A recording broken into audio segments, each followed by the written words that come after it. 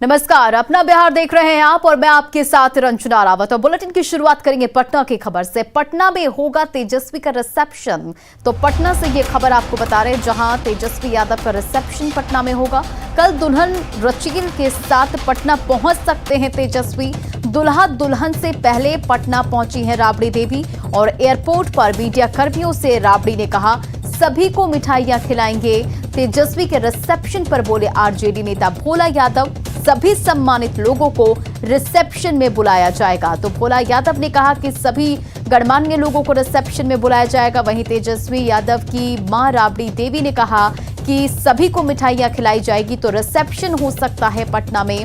और आपको बता दें, गुरुवार को दिल्ली में शादी हुई थी तेजस्वी और रचेल की। आगे आगे आगे आगे मिठाई खिलाएंगे सब। आगे आगे आगे आगे मिठाई खिलाएंगे सब। आगे आगे आगे आगे मिठाई खिलाएंगे सब। आगे आगे आगे आगे मिठाई खिलाएंगे सब। सारे सम्मानित लोग जो भी छूटे हैं सब लोगों को रिसेप्शन में बुलाया जाएगा और समय पर सभी लोगों को सम्मानित कहा जाए प्रधानमंत्री को भी न्योता दिया जाएगा। सभी लोगों को बुलाया जाएगा, सभी लोगों को सम्मानित किया जाएगा। बहुत बहुत धन्यवाद। सारे सम्मानित लोग जो भी छूटे हैं सब लोगों को रिसेप्शन में बुलाया जाएगा और समय पर सभी लोगों को सम्मानित कहा जाए प्रधानमंत्री को भी न्योता दिया जाएगा। सभी लोगों को बुलाया जाएगा, सभी लोगों को सम्मानित किया जाएगा। बहुत बहुत धन्यवाद। और अधिक जानकारी के साथ हमारे संवाददाता रजनीश हमारे साथ फोन लाइन पर है। रजनीश, देखिए राबड़ी देवी पटना पहुंच चुकी हैं। गुरुवार को शादी हुई, तो क्या कल पटना में दुल्हन के पैर पड़ने वाले हैं? रिसेप्शन की तैयारी क्या चल रही है?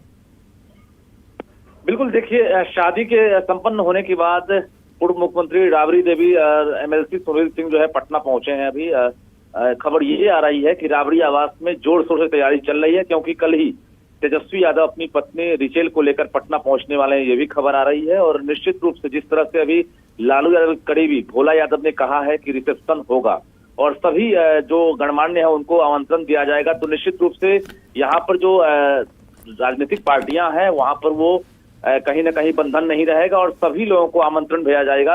हालांकि खरमास है, इसको लेकर अभी तय तारीख नहीं की गई है, लेकिन अंदाजा ये लगाया जा रहा है खरमास के बाद ही रिसेप्शन होगा।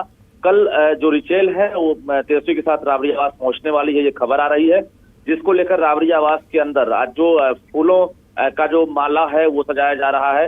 गेट से लेकर अंदर जो पूरे घर की जो साफ सफाई है वो पूरी की गई है। तो निश्चित रूप से जो हलचल है वो तेज हो गई है और करोड़ों जो फैंस हैं, शुभचिंतक हैं तेजस्वी यादव के, लालू प्रसाद यादव के, वो इंतजार कर रहे थे, क्योंकि शादी में शरीक होने का मौका नहीं मिला।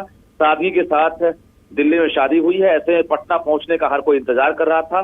और एयरपोर्ट पर भी अभी देखने को मिला कि जो कार्यकर्ता हैं अभी राबड़ी देवी के आने की सूचना जैसे ही मिली एयरपोर्ट पर बड़ी संख्या में पहुंच गए थे। तो निश्चित रूप से कल की शाम काफी कुछ बताने के लिए होगी, क्योंकि जब तेजस्वी पटना पहुंचेंगे उसके बाद एक तारीख का ऐलान होगा और आमंत्रण भेजा जाएगा। जी रंजना। रजनीश, देखिए जैसा कि आरजेडी नेता भोला यादव ने कहा कि सम्मानित लोगों को रिसेप्शन में बुलाया जाएगा, तो रिसेप्शन की तैयारी क्या है? कब हो सकता है रिसेप्शन और किन किन लोगों को बुलाया जा सकता है? क्या जानकारी इसे लेकर आपके पास? देखिए, इससे पहले भी लालू प्रसाद यादव के यहाँ जो भी पार्टी फंक्शन होता रहा, इससे पहले तेज प्रताप यादव की शादी हुई थी, उसमें भी तमाम जो राजनीतिक दल हैं, खासकर सीएम नीतीश कुमार की बात कर लें या फिर जो भी कांग्रेस के हैं या अन्य पार्टियां हैं, साथ ही सेंट्रल के भी कई जो मिनिस्टर हैं, नेता हैं, उनको आमंत्रण दिया गया था।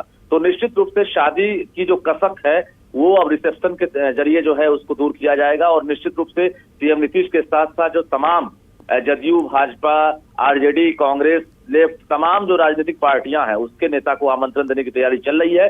साथ ही जो पीएम मोदी हैं और उसके साथ साथ गृह मंत्री हैं, तमाम लोगों को ये खबर आ रही है कि सबको इन्वाइट किया जाएगा। हालांकि ये डेट अभी तय नहीं हुआ है कि रिसेप्शन की तारीख क्या है, लेकिन तैयारी अभी अंदर खाने से ये खबर आ रही है काफी तेजी से चल रही है। जी चलिए, इन तमाम जानकारियों के लिए बहुत बहुत शुक्रिया रजनीश।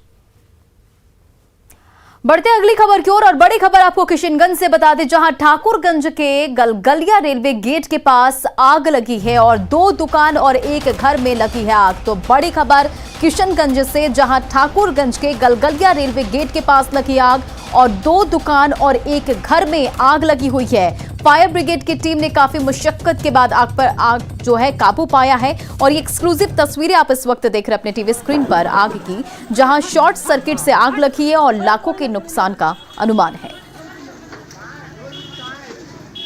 तो देखिए, ये एक्सक्लूसिव तस्वीरें हम आपको दिखा रहे हैं किशनगंज से, जहां किशनगंज के ठाकुरगंज के गलगलिया रेलवे गेट के पास भीषण आग की ये तस्वीरें आप देखिए। आग लगी है और 2 दुकान और एक घर में आग लगी है और आपको बता दें कि फायर ब्रिगेड की टीम ने काफी मशक्कत के बाद आग पर काबू पाया है और शॉर्ट सर्किट से आग लगने की बताई जा रही है कि शॉर्ट सर्किट की वजह से आग लगी और इसमें लाखों के नुकसान का अनुमान है।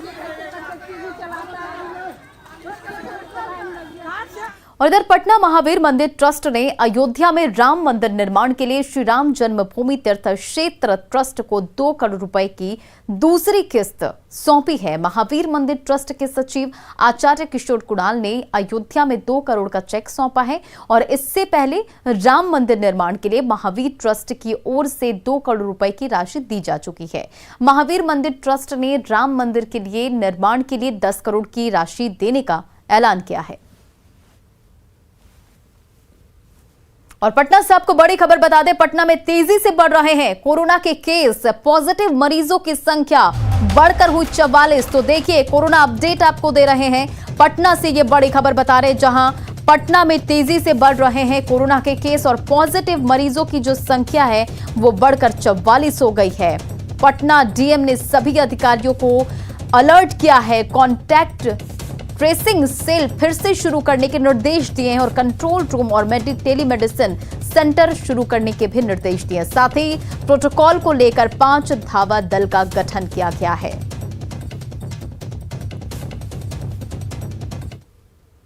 चलिए, अब बात एक ऐसे सरकारी अधिकारी की जिसने अपनी जिम्मेदारी निभाने के बजाय वो सब कुछ किया जिससे उसका उल्लू सीधा हो सके, उसकी जेब गर्म रहे। बिहार का कौन है वो अधिकारी और उसके पास से कितने की रकम बरामद हुई है, इस रिपोर्ट में देखिए।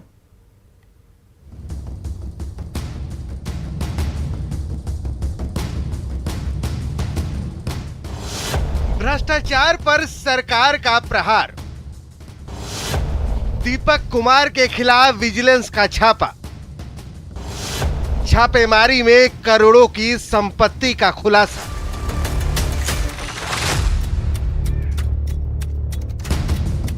विजिलेंस की टीम ने हाजीपुर में posted labour enforcement officer Deepak Kumar के 2 ठिकानों पर एक साथ छापेमारी की।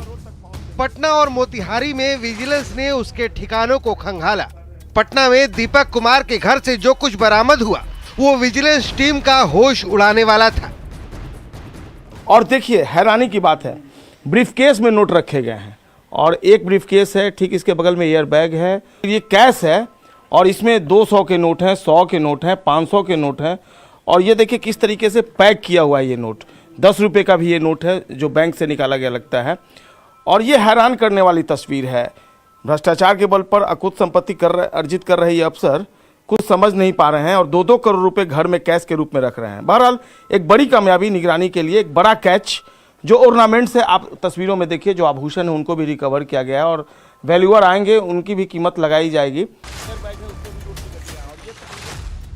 दीपक कुमार के पटना स्थित घर से करीब 1.25 करोड़ रुपए कैश, 20 से 25 सोने और चांदी के बिस्किट, 1 दर्जन से ज्यादा बैंकों के पासबुक, 2 दर्जन के करीब क्रेडिट और डेबिट कार्ड के अलावा LIC में निवेश के कागजात, प्रॉपर्टी के पेपर और कई लाख के आभूषण जब्त किए गए हैं। 1 करोड़ 6 लाख का डीए का मामला बनाते हुए FIR दर्ज की गई थी। उसी सिलसिले में कोर्ट से आदेश लेकर के आज सर्च का अभियान चल रहा है, जिसमें अभी तक लगभग 2.25 करोड़ से ज़्यादा प्लस जो सामने दिखाई दे रहा है, अभी तो उसका वैल्यूअर से कराया जाएगा। बहुत सारे डीड वगैरह का कागजात भी बरामद हुए हैं, पासबुक वगैरह, जिसका अभी हम लोग काउंटिंग कर रहे हैं। पासबुक कितना मिला? पासबुक लगभग 15-20 होगा। हाँ, 20-25 पासबुक है। विजिलेंस की टीम ने दीपक कुमार के मोतिहारी स्थित आवास पर भी छापा मारा और संपत्ति के कागजात खंगाले।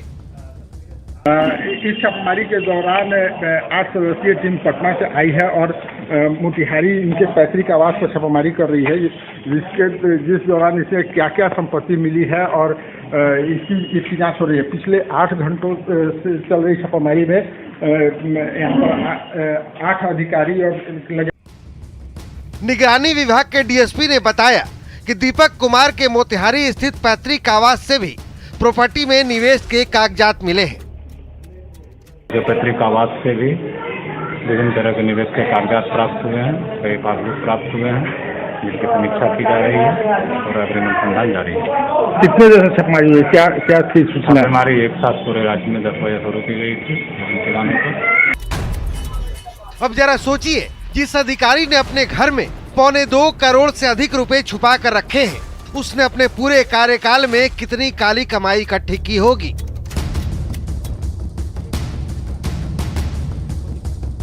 न्यूज़ 18 के लिए पटना से संजय कुमार और मोतिहारी से मुकेश सिन्हा की रिपोर्ट।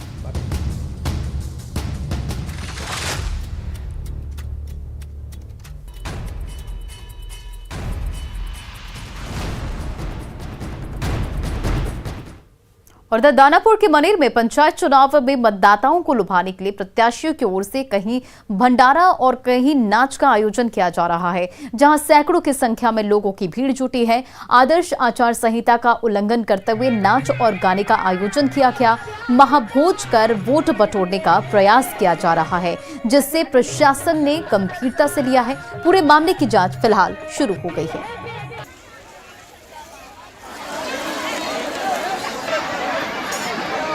शेरपुर पश्चिमी के मुखिया प्रत्याशी का एक सांस्कृतिक कार्यक्रम करने से संबंधित एक वीडियो वायरल हुआ है, जिसमें आचार संहिता का उल्लंघन का मामला बनने की बात बताई गई है। इस संबंध में उस क्षेत्र के सेक्टर पदाधिकारी को हमने भेजा है कि स्थल पर पहुंचकर और जो ऐसा कार्यक्रम अगर कल संपादित हुआ है विगत दिनों, तो इसकी जांच करें। और बड़ी खबर आपको बेतिया से बता दें, जहां मानपुर जंगल में बाघिन का शव मिला है और बाघिन के शव पर जख्म के निशान नहीं है। चक्रसन गांव के पास से ये शव मिला है। तो ये बड़ी खबर, जहां मानपुर जंगल में बाघिन का शव मिला है और बाघिन के शव पर जख्म के निशान नहीं है। चक्रसन गांव के पास से शव मिला है और कल बाघिन के शव का पोस्टमार्टम होगा। 2 दिन पहले मौत की आशंका जताई जा रही है। और आपको बता दें कि 9 से 10 साल के बीच है मृतक बाघिन की उम्र। वन विभाग की टीम ने फिलहाल जांच शुरू की है। हरियाणा में खुले में नमाज पर रोक के बाद अब बिहार में भी सियासत ठंड के मौसम में गर्म हो रही है। मुद्दा तब और गरमाया जब बीजेपी विधायक हरिभूषण ठाकुर की ओर से बिहार में खुले में नमाज पर रोक लगाने की मांग की गई। जाहिर है, ऐसे बयान पर बीजेपी के विरोधी दलों में का तिलमिलाना लाजमी है। ये रिपोर्ट देखिए।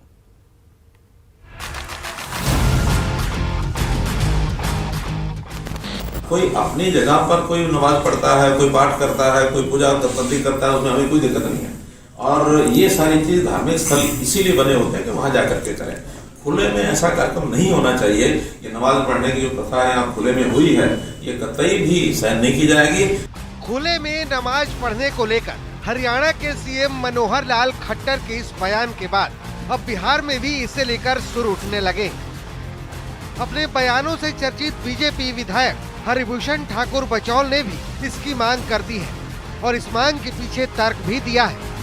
निश्चित रूप से बिहार में भी अगर खुले में और सड़कों पर नमाज होता है तो इस पर प्रतिबंध लगाना चाहिए, जिस तरह हरियाणा में लगाया गया है।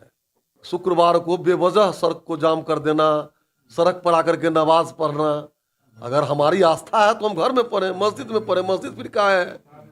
इसीलिए मनोहर खट्टर जी ने जो भी किया है वो बहुत बहुत कोटिशः धन्यवाद के पात्र। बीजेपी विधायक के इस बयान के बाद धर्मनिरपेक्षता का चोला ओढ़कर सियासत करने वाली कांग्रेस और आरजेडी ने अपने बयानों से राजनीति को गरमा दिया है। इनको सिर्फ नमाज की चिंता है, हिंदू मुस्लिम और इसमें सद्भावना बिगाड़ने की चिंता रहती है। बयान बहादुर हैं, लेकिन बचौल जी ये बिहार है, कौन कहाँ रामायण पढ़ेगा, कहाँ हनुमान चालीसा पढ़ेगा, कहाँ नमाज पढ़ेगा, ये लोग खुद तय कर लेंगे, आप चिंता मत कीजिए। उत्तर प्रदेश का चुनाव है, उत्तराखंड का चुनाव है, हरियाणा में चुनाव होना है, आने वाले समय में कुछ राज्यों में चुनाव होना है, तो वोटों के ध्रुवीकरण के लिए अलूल जलूल बयान करते हैं। अगर घर में ही अजान पढ़ना है तो घर में भी तो भगवान की पूजा करना है, तो क्यों फिर मंदिर मस्जिद जाते हैं?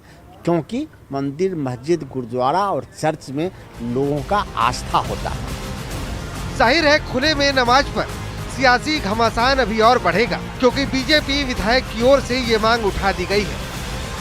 न्यूज़ 18 के लिए संजय कुमार की रिपोर्ट। दरभंगा में कल 4 दिवसीय मधुबनी लिटरेचर फेस्टिवल का शुभारंभ होगा और कामेश्वर सिंह दरभंगा संस्कृत विश्वविद्यालय के दरबार हॉल में समारोह का आयोजन किया गया है। 12 से 15 दिसंबर तक चलने वाले इस समारोह में भारत समेत 6 देशों अमेरिका, मलेशिया, इंडोनेशिया, नेपाल और भूटान के साहित्यकार और कलाकार शिरकत करेंगे और फेस्टिवल का मकसद आने वाली पीढ़ी को मिथिला की संस्कृति से अवगत कराना है। CSTS यानी कि centre for studies of system and tradition Delhi की ओर से चौथे मधुबनी लिटरेचर फेस्टिवल का आयोजन किया गया है। इसमें मैथिली के अलावा कई भाषाओं के साहित्य, संगीत और पेंटिंग कला समेत कई विधाओं की प्रस्तुति होने वाली है और कार्यक्रम का खास आकर्षण Vaidehi Sita beyond the body paintings की प्रदर्शनी होगी। इसमें सीता के 150 अवतारों को अलग अलग चित्रित किया गया है और इन चित्रों को Bharat, America, Malaysia, Indonesia, Nepal और भूटान के कलाकारों ने बनाया है। कतो मैथिलसँ और मिथिलासँ अपकता राखे छथि और हुनका जानबाक उत्सुकता छनि जे आखिरकार एहि क्षेत्र के जे सांस्कृतिक परिवेश छै जेला मिथिला जानल जाइए ओ कतेक समृद्ध छै, यह देखे ला सब आबि रहल छथि। जे सबसँ महत्वपूर्ण बिंदु छै ओ छै सीता के ए पूरा एहि बेर का जे 4म संस्करण छै मधुबनी लिटरेचर फेस्टिवल के 4म संस्करण में सीता के वैदेही के जे पूरा जकरा कहि सकै छियै जे मूलाधार वएह छथिन। एहि बेर के जे फेस्टिवल के किछु संयोग बैसे चलि गेलै, संस्कृत विश्वविद्यालय के, ललित नारायण मिथिला विश्वविद्यालय के ई परिवेश, राजा प्रसाद और संगे जे छै से वैदेही के जे एकटा मिश्रण भऽ रहल छै, बहुत पैघ एकटा अंतर्राष्ट्रीय जे छै से कला प्रदर्शनी पहिल बेर एहि क्षेत्र में भऽ रहल अइ, जाहिमे 6टा जे छै से देश जे छै से पार्टिसिपेट कऽ रहल छै। मधुबनी लिटरेचर फेस्टिवल जिसकी तैयारी बहुत दिनों से चल रहा है, कल यहाँ कामेश्वर सिंह संस्कृत यूनिवर्सिटी दरभंगा में शुरू होने वाला है। इस बार वैदेही विचार आधारित इसमें चित्र रूप हो या दृश्य काव्य हो, चर्चा हो, सब इसके चारित्र के रूप, उसकी महानता को दिखाने और समझने और अगले पीढ़ी को इसको केवल एक सांस्कृतिक रूप ना देते हुए उसको एक संस्कार के रूप में उसको देने का।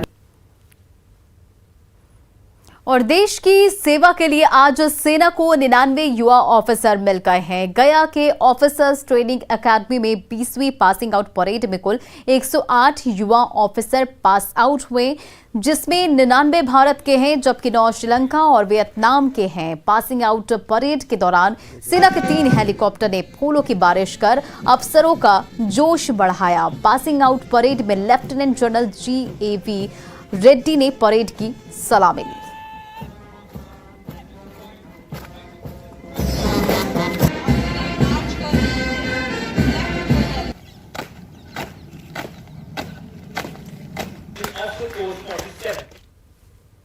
और अपना बिहार के इस बुलेटिन में फिलहाल इतना ही। आगे देखिए जोहार झारखंड।